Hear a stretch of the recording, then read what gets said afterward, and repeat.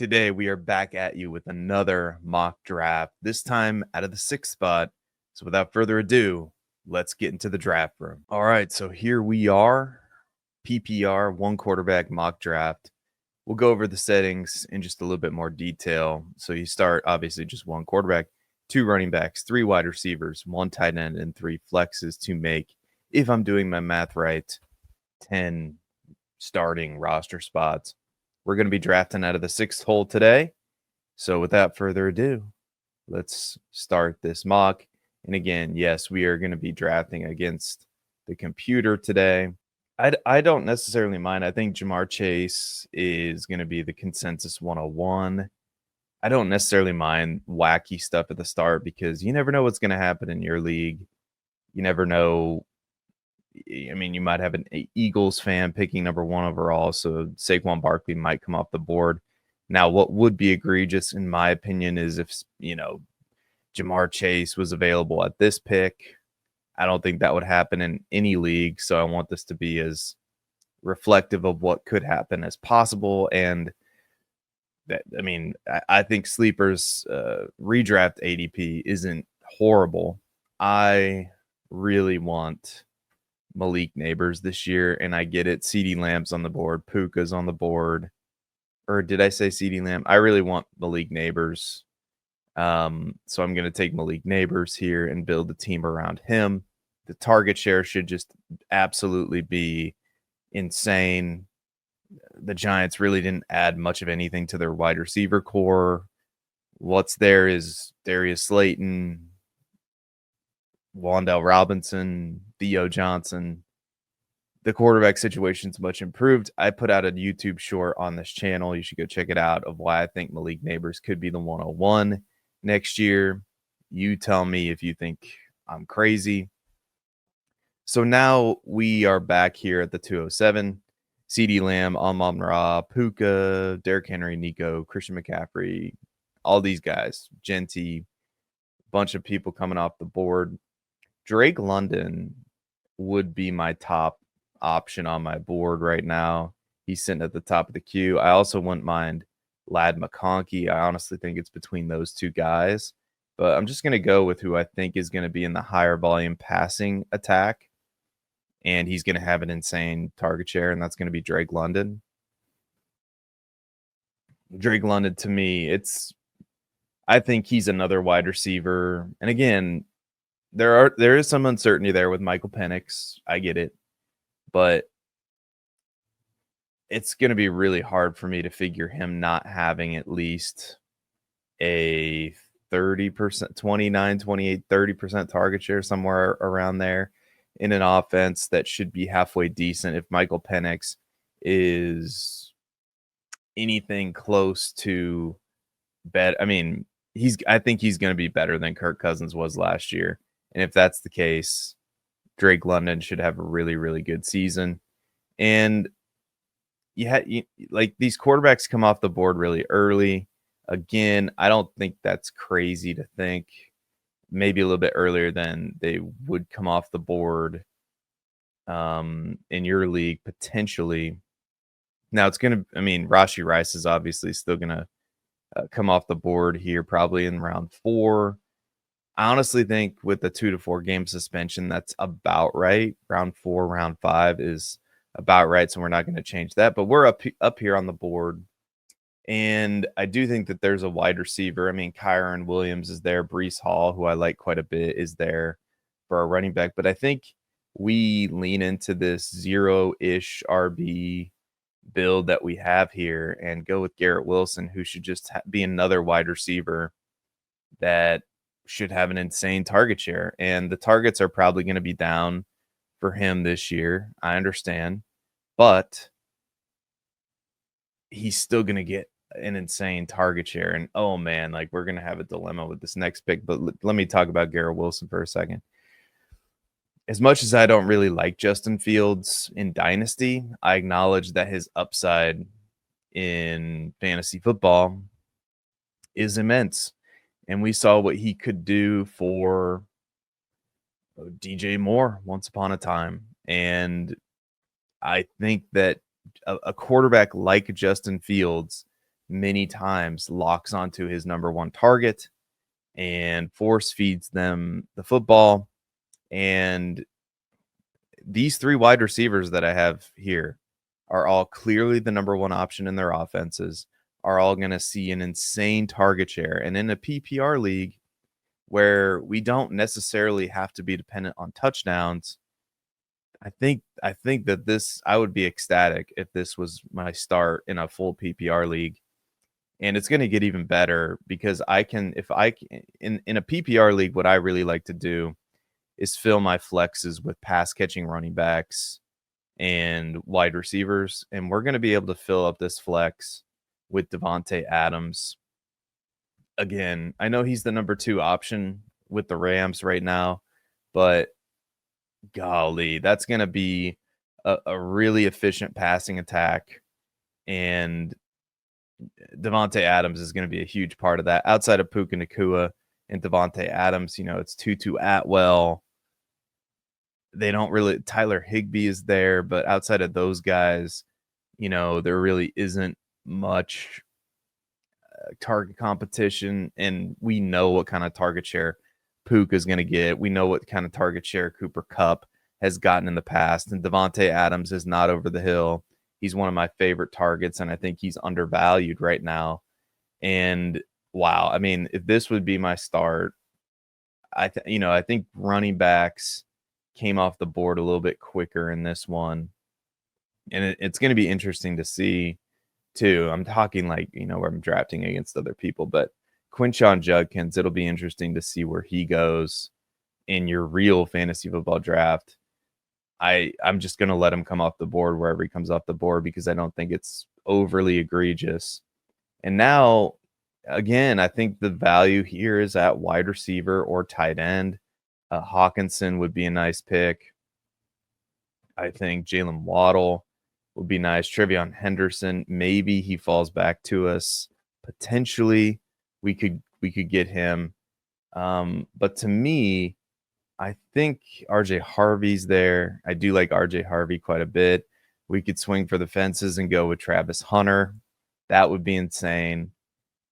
But this is if we're playing in a redraft league where we're not shooting for upside necessarily, we just want to be one of the top 6 teams that makes the playoffs, and then who knows what might happen. I think I'm going to let's see, we have 4 tight ends off the board.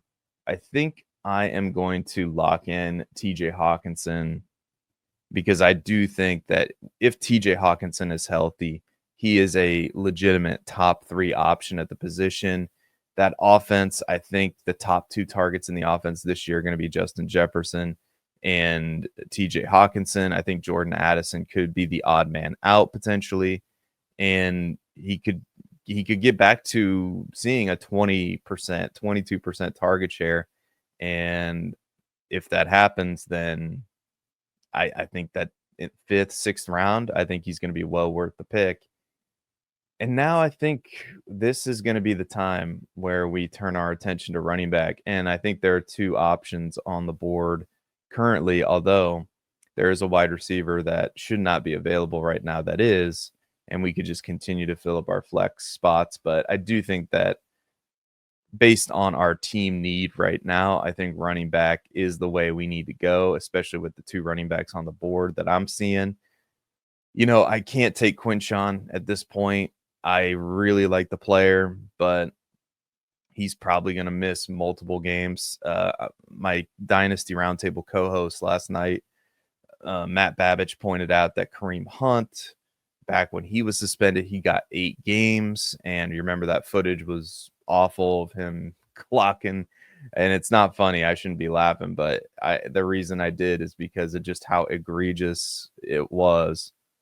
And so he's probably going to get a lengthy suspension, probably 6 to 8 games, maybe more. I don't know. Who knows what the NFL is going to do. But man, I think between Pacheco and Trevion Henderson, I think Pacheco would be the safe route and Trevion Henderson would be the upside play. And I think I'm going to go with the upside play. As much as I like Pacheco, I think Trevion Henderson has the potential to be a top 12 RB as soon as this year in that offense. It all depends on how they want to deploy him. And we miss out on Caleb Johnson. I had my eye on him as well, although that might have been, being too dependent on on rookie running backs. So now we are looking at some running backs, wide receivers. Gosh, I don't love the idea of taking DeAndre Swift, although I do acknowledge that there's likely going to be volume there for him. Juwan Jennings is interesting, although he's in a contract dispute right now. Tony Pollard kind of feels boring to me at this stage in the game. Let's look at the running backs for a second and just see what kind of situation we've gotten ourselves into. Honestly, the RB2 spot is not necessarily a spot that I'm rushing out to fill in my starting lineup when I'm doing one of these drafts. So I'm not overly concerned about streaming that position if I have to choose to stream a position. So that leads me to, and I kind of wish we would have waited on tight end because Mark Andrews is there. I think I'm going to take a wide receiver that I think could break out, and that's Khalil Shakir. So I'm going to plant my flag on Khalil Shakir because in this Buffalo offense, I think they desperately need somebody to step up and, be a target hog in that offense. And now we have some choices. Juwan Jennings, Travis Etienne are the two that kind of stand out to me at the top of the queue. Again, maybe I should have waited on tight end because I really do like David Njoku this season, despite the fact that he's, going to be playing in a bad offense. Man, do we take a leap of faith that Juwan Jennings is going to figure out his contract situation? Because if he does, that target share should be really, really good. But you know what? There's a wide receiver I almost like better on the board. But do we risk it? And I think I'm gonna risk this. There's a player that I really want, but we'll see. I'm gonna take Pearsall because I do like Pearsall. Juwan Jennings does come off the board, and we'll see who we get here. All right, so he did come back to us, and that's Josh Downs. I guess it's a little bit more predictable in this scenario. Maybe I shouldn't have done that. I don't know. But yeah, Josh Downs is the other player I was looking at. And, we could also think about quarterback. I do like Kyler Murray quite a bit, but I don't think we need to take a quarterback based on who's still available. So Javonte Williams, Cam Scatabo does have a lot of upside if we wanted to fill that RB2 spot right now. But I think the clear and obvious pick to me is Josh Downs in a PPR league. You look at what that guy did, just look at his reception perception numbers.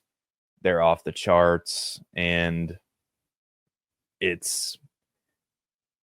I think he's going to, despite whoever might be playing quarterback, and he did do better with Joe Flacco last year as opposed to Anthony Richardson, but I still think he's just that damn good. I'm a sucker for Josh Downs, and man, there's another player that I'm a sucker for, and I know he's at the very top of the queue, and honestly, I don't know if he would fall this far. That's the trouble of doing some of these sleeper drafts.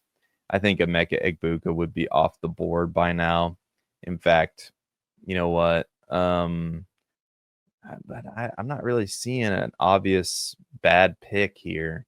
Maybe if we looked up earlier, but I'm just going to take him if he's here in the 10th round, and he might be, I guess, in your league. Emeka Egbuka, even though he's in a situation with Mike Evans, Chris Godwin, just no room. I mean, Jalen McMillan is also still there, who I don't think gets enough respect. And oh, baby, we have a couple quarterback. I think now's the time. Now's the time to pounce on one of these quarterbacks because these are two of my favorite quarterbacks to take. Let me look at my rankings real quick just to see who I have. I believe I have Dak ahead of him. Yes, I do. I have Dak ahead of Drake May, but it's not by much. So I wouldn't begrudge anybody to take Drake May, but I will be taking Dak Prescott, and I'm really liking this team. You know, we have a couple nice options at backup running or backup wide receiver rather. And now we can start to really just hammer that RB2 spot. Like that's the way I like to play this game here with our last bench spots. You know, RB2 is going to be weak, RB is going to be weak in general. Wide receiver, we chose that path. It's going to be a strength of ours. So every single one of these last picks is going to be a running back. Bashul Tootin, Tank Bigsby. We could take a shot at the Jacksonville running back situation. I would like that quite a bit. But honestly, I am going to take a running back here that I think is going to have a weekly, like we're going to be able to play him in our lineup. And since this is redraft, Austin Eckler in a PPR league, like sign me up for that. Like I would have no problem starting him on a weekly basis, and he's going to give us points. And with this build, I really like that. And then this next pick is pretty obvious to me too. He's a handcuff. Obviously, you know, Bijan Robinson is the main guy, the main cog on the wheel. He's going to get all the carries he can handle. But if anything happens to him, Tyler Algier is the next man up. And gosh, and again, we're just going to continue to hammer this running back position because we are good at wide receiver. You know, we have, you know, our entire flex is just filled with wide receivers. We have 2 on the bench. And now I think I'm sprinting to the podium to take either Braylon Allen or Jalen Wright. And let me just head to my projections to see, although it doesn't really matter because both of them are probably going to be in about the same place. Looks like Jalen Wright is the answer. So we're going to take Jalen Wright, and we're going to cross our fingers that maybe Braylon Allen falls back down to us. I guess Jerome Ford might have been a good pick with this build. So Braylon Allen does come off the board. We're back on the clock. And man, getting a piece of that Rams backfield. Let me see. Corum has to be gone, right? There's no way that they would. Yeah, Corum is off the board. Yeah, he just got taken right there. That would have been. I do prefer Corum over Jarquez Hunter because, you know, they drafted him earlier than they drafted Jarquez Hunter, and he does have some experience under his belt. That is not the direction we're going to go. I'm going to swing for the upside with the handcuff. And let me just make sure I'm not missing anybody. All right, we're going to hope that he falls back down. We're going to just get Will Shipley, and we're going to hope and pray that Marshawn Lloyd makes his way back to us. Because Marshawn Lloyd, I want to leave I should have just taken Marshawn Lloyd. Okay. Will Shipley, you know, if anything happens to Saquon, I think he's the running back that's best suited to take over that job. And at this stage, you know, I don't necessarily hate. I mean, there's some quarterbacks still available. Let me just see what's left at running back.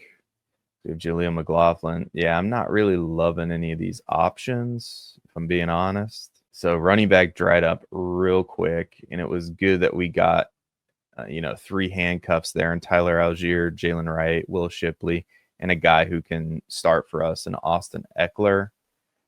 So I do think that we're going to look elsewhere other than running back. So I'm officially a liar. I said all these next picks would be running back. I assumed that there would be some better options for us in the last round. So let me see. Is there a wide receiver? I mean, Jalen Coker kind of stands out. Jalen Knoll.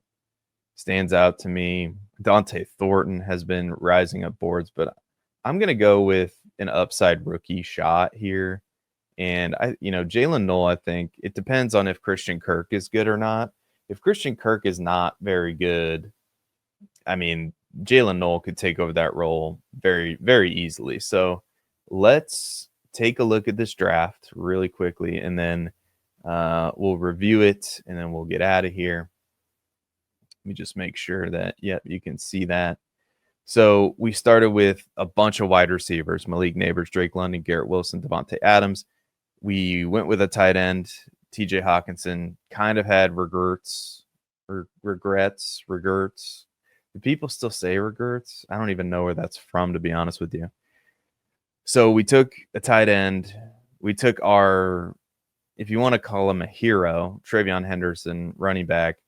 Then we went right back to wide receiver, and then we rounded out our draft with just a bunch of running backs: Austin Eckler, Tyler Algier, Jalen Wright, Will Shipley. And the more that I do these mocks and the more that I tinker around with my rankings, the more, especially in a PPR league, this is my preferred build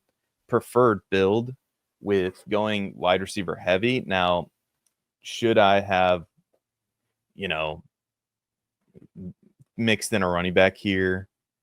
I suppose you could argue that, because then we would have some better options in our RB2 spot.